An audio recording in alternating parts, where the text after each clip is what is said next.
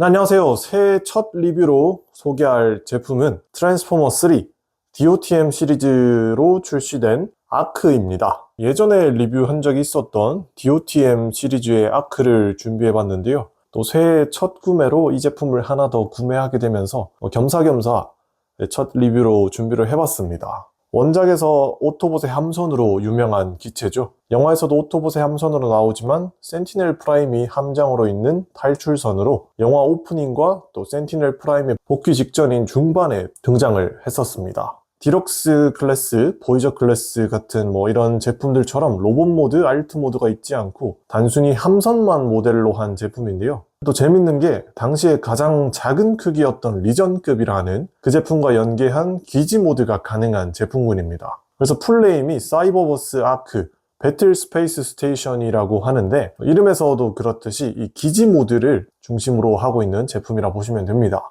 일단 외형을 둘러보면 사출색이긴 하지만 몇몇 포인트에는 도색이 됐고, 또 전체적으로는 영화에서 본 모습 그대로 최대한 표현이 됐습니다. 원작의 아크와 달리 평평한 부분이 정면인데요. 이 사령탑 부분이 있고 공격을 위한 화력이 집중되어 있습니다.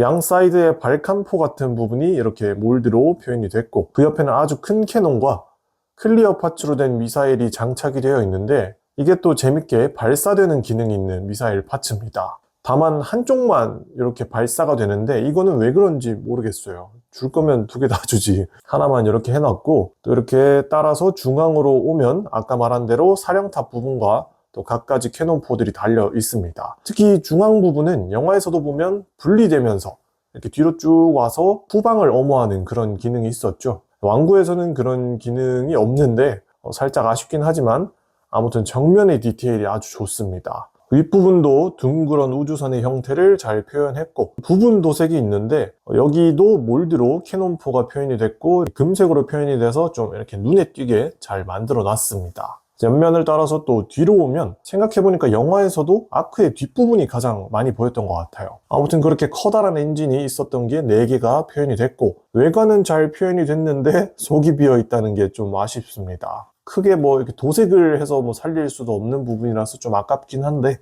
그렇고, 특히 꼬리 부분은 좀 작게 표현이 됐지만 그래도 모양이 이렇게 만들어졌다는 게 괜찮은 것 같고요. 또 이게 파손을 방지하기 위한 건지 몰라도 이리저리 움직이게끔 만들어져 있습니다. 박스에 보관하거나 어디 둘 때 이렇게 접어서 이렇게 평평하게 둬서 좀 파손을 방지할 수 있다는 그런 장점 아닌 장점도 있습니다. 그래서 일단 전체적으로 이 윗부분, 겉면만 봤을 때는 아주 디테일이 좋고요. 그리고 밑바닥도 중앙이 이렇게 평평하긴 하지만 생각보다 표현력이 좋습니다. 그냥 맨바닥도 아니고 윗부분과 마찬가지로 또 캐논포나 엔진의 외형이 이어져서 자연스러운 분위기를 냅니다. 그리고 여기도 뚫려 있는데 뚫려 있으면서 막혀 있는 특이한 분위기를 잘 내죠. 참고로 여기 밑바닥에는 AA 건전지 2개가 들어가는데, 이게 또 구판에만 있고 또 제가 구판을 좋아하는 그 이유인 사운드 기능을 가능하게 해줍니다.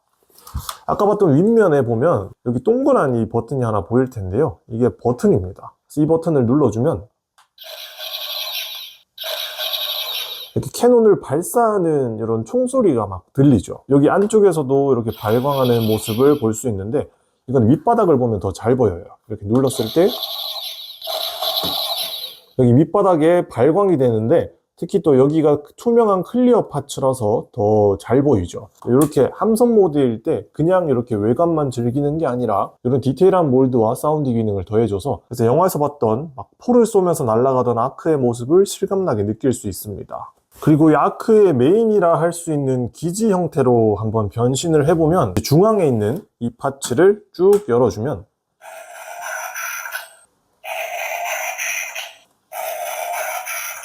이렇게 기괴한 기계음, 트랜스포머의 변형음이 들리면서 이렇게 쫙 부채꼴로 펴지는 이런 모양이 됩니다.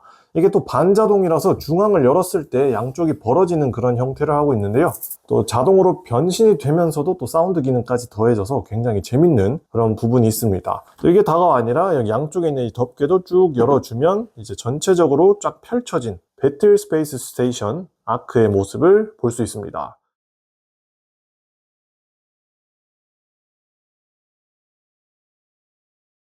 이렇게 하면 일단 기본적인 거는 되고, 제일 먼저 볼 기능은 바로 입구 쪽, 여기 입구 쪽인데, 그래도 함선이면 이렇게 타고 들어가야 되는 그런 부분이 있어야 되잖아요. 바로 그 기능이 있는데, 여기 있는 레버를 이렇게 뚝 밀어주면 여기에 장력을 통해서 이렇게 발판을 밀어서 이렇게 올라갈 수 있는 발판을 이렇게 전개를 합니다. 또 여기도 재밌는 게 끝부분, 여기 앞부분을 보면 튀어나와 있는 이 버튼이 있어요. 이것도 버튼인데 여기를 쭉 이렇게 게이지가 모이는 소리가 나면서 놨을 때는 또 발사되는 그런 소리가 납니다. 그래서 아까 함선 모드일 때 이렇게 버튼을 눌러서 캐논 발사가 됐던 부분이 또 이렇게 열렸을 때는 다른 부분이 나오게 되어 있고요. 또 여기 오른쪽엔 버튼이 하나 더 있는데 이거는 아까 함선 모드 때 눌렀던 이 버튼과 연결이 되는 부분입니다. 근데 아까 닫혔을 때는 이런 식으로 소리가 났다면 이제 열렸을 때 버튼을 누르면 이제 이쪽 앞에 있는 캐논이 아니라 여기 중간에 있는 이 캐논이 발사되면서 또 발사하는 그런 소리가 납니다.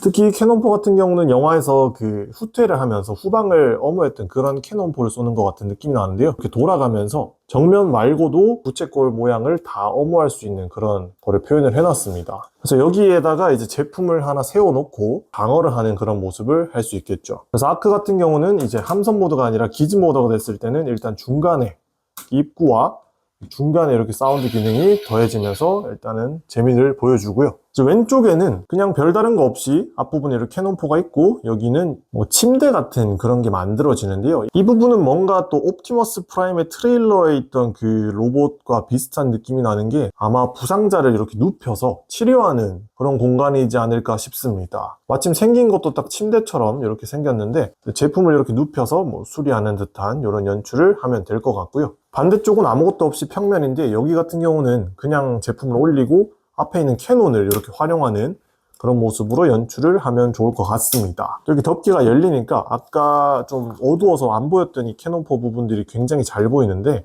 이게 기지 모드이기 때문에 이렇게 캐논이랑 같이 또 연결을 해서 더 실감나게 즐길 수 있을 것 같습니다. 그리고 아까 왼쪽에는 없었던 부분이 오른쪽에 이렇게 있었는데 이거는 뭘까 싶었지만 생김새를 보면 딱 알 수 있죠.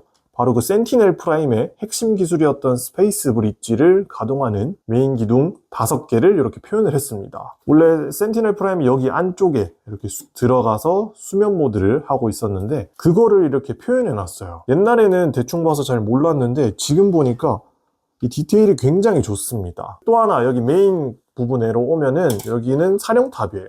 그래서 여기 메뉴에도 이렇게 센티넬 프라임이나 다른 캐릭터 제품을 올려서 사령관이 이렇게 지휘하는 모습을 만들 수 있는데 또 여기 밑부분에는 이렇게 장력으로 닫혔다가 열렸다는 이 부분이 있는데 이거는 뭐 감옥이라는 얘기도 있고 뭔가 감옥이 있는 건 좀 웃긴데 그 센티넬 프라임이 수면 모드로 숨어 있던 그 부분을 표현한 게 아닐까라는 생각도 들어요. 근데 뭐 감옥이라고 하니까 감옥 같기도 한데 그거는 뭐 자유롭게 하면 될 것 같습니다. 이렇게 피규어를 하나 넣어서 감옥처럼 써도 되고 아니면 센티넬 프라임이 여기 커맨더실에 있다가 밑으로 들어가서 뭐 숨어있는 그런 걸 연출해도 되겠죠. 또 이 아크에는 같이 동봉되는 제품이 하나 더 있는데요. 이것도 리전급 탐사 로봇을 이렇게 모델로 한 이렇게 리전급 제품이 하나 또 들어있습니다. 이거 같은 경우는 옵티머스 프라임과 라쳇이 아크의 센티넬 프라임을 찾으러 갈 때 같이 탐사를 했던 그 로봇인데요. 탐사선을 이렇게 모델로 하고 있는 로봇이 같이 들어있습니다.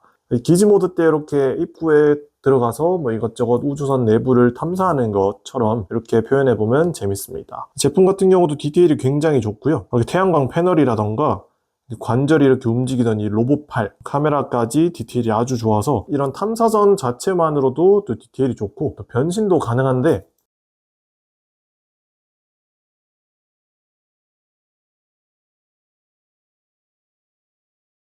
이제 이렇게 로봇 모드 아닌 로봇 모드를 대충 또 표현을 할 수가 있어요. 변형하는 게 어렵지도 않고 탐사선에서 로봇으로 변신한다는 게 또 재밌긴 하지만 개인적으로는 영화에 나오지 않았었기 때문에 굳이 변신하는 건 추천드리고 싶진 않아요. 그렇지만 아까처럼 아까 전에 탐사선 모양으로 이렇게 우주선을 본 것처럼 혹시나 다른 제품이 없는 분들은 이 탐사선 로봇을 통해서 이렇게 침대를 써본다거나 혹은 중간 부분의 캐논을 이렇게 활용해 본다거나 오른쪽 사이드 외에 이렇게 사령탑 부분을 활용하는 모습으로 즐겨보시면 좋을 것 같습니다. 요즘 같은 경우는 이제 코어급 제품을 좀 같이 활용해보면 굉장히 재밌게 활용할 수 있으니까 이렇게 한번 같이 즐겨보시면 될 것 같고요. 아무튼 아크 같은 경우는 배틀 스페이스 스테이션이라는 이름답게 이 기지 모드에서 즐길 거리가 굉장히 많으니까 함선 모드 말고 이렇게 기지 모드로 참 다양한 제품을 섞어서 이 기지 모드를 꼭 즐겨보시면 좋을 것 같습니다. 그리고 이 기지 모드를 접을 때는 그대로 다시 접어서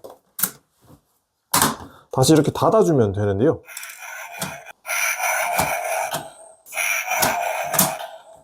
닫을 때도 열 때와 마찬가지로 또 변신음이 나오면서 발광을 하는데 기지 모드를 만들 때 또 함선 모드로 만들 때도 이런 재미를 줘서 한 가지의 재미가 아니라 여러 가지의 재미를 주는 제품입니다.